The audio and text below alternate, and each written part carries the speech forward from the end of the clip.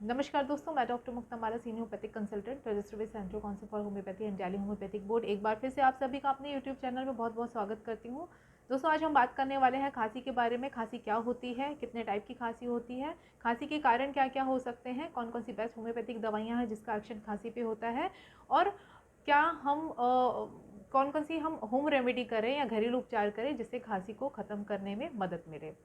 आगे बढ़ने से पहले मैं आपसे रिक्वेस्ट करती हूँ कि अगर आप इस चैनल पे बिल्कुल नए हैं और आपने अभी तक इस चैनल को सब्सक्राइब नहीं किया है तो चैनल को कृपया सब्सक्राइब कर लीजिए, ताकि भविष्य में भी आपको होम्योपैथी और हेल्थ से रिलेटेड इसी टाइप की वीडियो की जानकारी मिलती रहे। तो चलिए दोस्तों, बिना देर करते हुए शुरू करते हैं।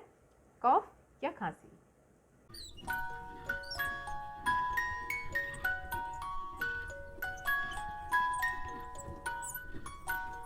कफ हमारी बॉडी का एक नेचुरल रिफ्लेक्स होता है। नेचुरल, आप ये समझिए कि डिफेंसिव सिस्टम होता है, मैकेनिज्म होता है, जिसमें हमारे एयरवेज में अगर कोई इरिटेंट या फॉरेन पार्टिकल एंटर करता है तो कफ के थ्रू वो उसको बाहर निकालने के लिए की कोशिश करता है। तो कफ एक जस्ट मैनिफेस्टेशन होता है कि कोई भी फॉरेन पार्टिकल है या इरिटेंट है हमारे एयरवेज में एंटर किया है।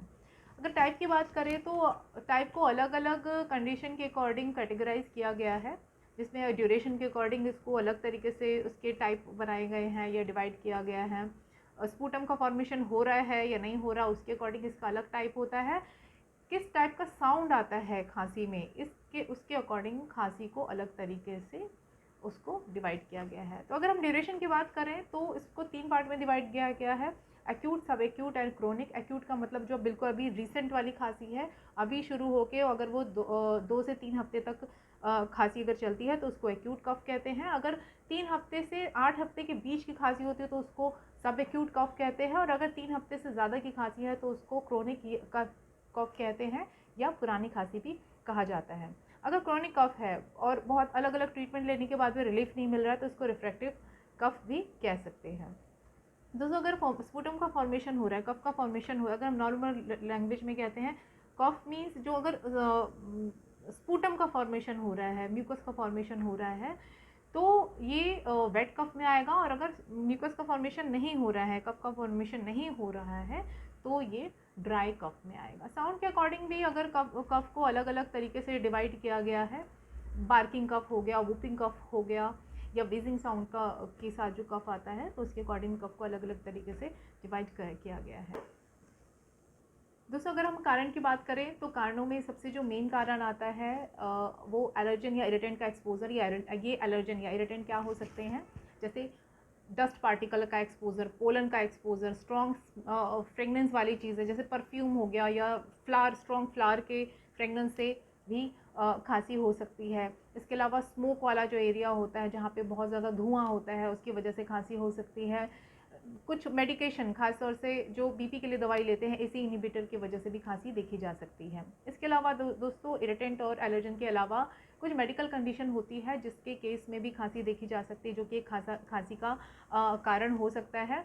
जिस तरीके से कॉमन कोल्ड में खांसी हो सकती है, फ्लू के केस में खांसी हो सकती है, नॉर्मल जो ब्रोंकाइटिस होता है, ब्रोंक्यूलाइटिस होता है, उसके केस में खांसी हो सकती है, अस्थमा, न्यूमोनिया के केस में खांसी हो सकती है। इसके अलावा दोस्तों, पेट की दिक्कत की वजह से भी खांसी हो सकती है, जैसे जर्ट कहते हैं, गैस्ट्रोइसोफेजियल रिफ्लक्स की इसमें खांसी हो सकती है। इसमें अगर पेट की वजह से खांसी हो रही है तो पेट का पानी, ये जो खट्टी डकारें आपको फील हो सकती है, गले में इरिटेशन हो सकती है, और गले में इरिटेशन के साथ खांसी आ सकती है। पहले पेट खराब होगा, उसके बाद आप खांसी के बाउट्स आना या खांसी के एपिसोड शुरू हो सकते हैं। तो ये थे दोस्तों कुछ कारण जो कि खांसी के केस में देखे जाते हैं। दोस्तों, अब हम बात करते हैं होम्योपैथिक दवाइयों की, जिसका एक्शन खांसी के केस में होता है।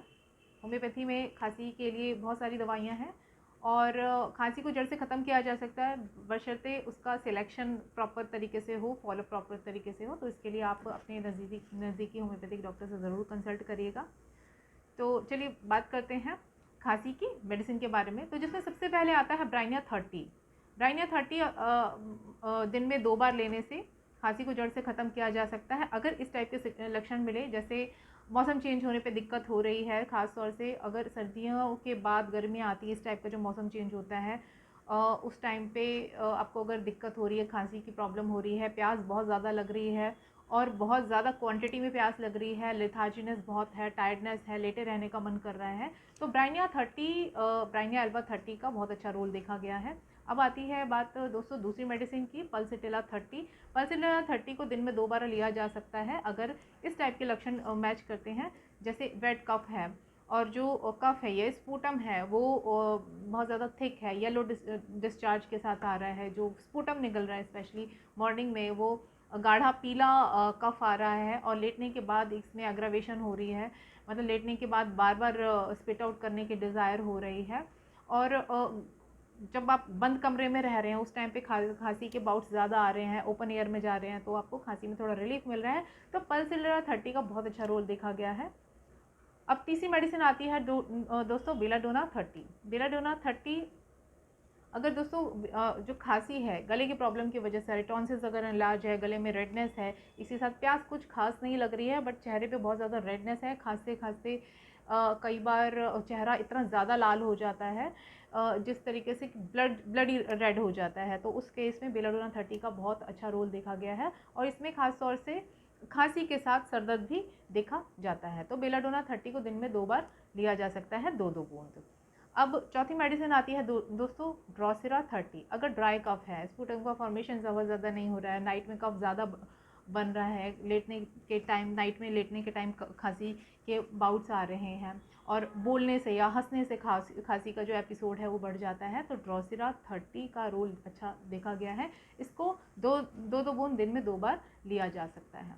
दोस्तों अब हम बात करते हैं होम रेमेडी की या घरेलू उपचार की, जैसे कौन कौन से घरेलू उपचार हैं जिसको फॉलो करते हुए हम खांसी से बिल्कुल निजात पा सकते हैं।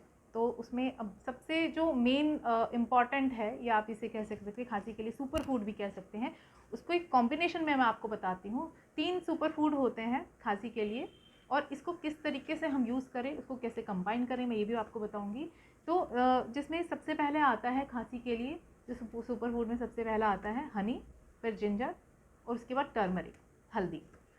किस तरीके से इसको यूज़ करें दोस्तों, 1 स्पून आप हनी ले लीजिए, उसमें 1 पिंच बिल्कुल एक चुटकी मात्र आपको हल्दी लेनी है जो कि प्योर होनी चाहिए, और इसके अलावा जिंजर, अदरक भी आपको बहुत ज़्यादा क्वांटिटी में नहीं लेने हैं। अगर आप 1 स्पून हनी ले रहे हैं और 1 पिंच टर्मरिक ले रहे हैं, तो आप 1/4 स्पून जो है वो आप जिंजर का लिक्विड फॉर्म में ले सकते हैं। इसको कंबाइन कर लीजिए और इसको दिन में 1 से 2 बार दे सकते हैं। देखिए अगर आप हाइपरटेंसिव है, आपको बीपी की दिक्कत है, तो जिंजर का सेवन कृपया थोड़ा कम करिएगा और अपने डॉक्टर से ज़रूर कंसल्ट करिएगा। बाकी लोगों के लिए अगर आप सेंसिटिव हैं तो आप उसको थोड़ा अवॉइड कर सकते हैं। अदरवाइज़ ये जो कॉम्बिनेशन है खांसी के लिए बिल्कुल आप ये समझिए कि रामबाण का काम करता है। इसके अलावा पाइनएप्पल का खांसी में बहुत अच्छा रोल देखा गया है, और अगर खांसी हो रही है तो दिन में 2 से 3 बार आप काले नमक और गुनगुने पानी से गार्गल ज़रूर करिए। तो ये था दोस्तों खांसी से रिलेटेड लगभग पूरी जानकारी। खांसी क्या होती है, इसके टाइप क्या होते हैं, कारण क्या होते हैं, कौन कौन सी बेस्ट होम्योपैथिक दवाइयाँ हैं जिसका एक्शन खांसी के केस में होता है, और इसके साथ साथ होम्योपैथिक मेडिसिन के साथ साथ होम रेमेडी जो कि हम खांसी के केस में। दोस्तों आपको वीडियो कैसा लगा कमेंट सेक्शन में ज़रूर बताइएगा। इसके साथ ये भी ज़रूर बताइएगा कि नेक्स्ट टॉपिक पे अगर आप चाहते हैं कि कोई मैं पर्टिकुलर टॉपिक पे वीडियो बनाऊँ तो उसके बारे में भी ज़रूर बताइएगा। आप वीडियो को लाइक करिए, सब्सक्राइब करिए, शेयर करिए और कमेंट भी ज़रूर करिएगा।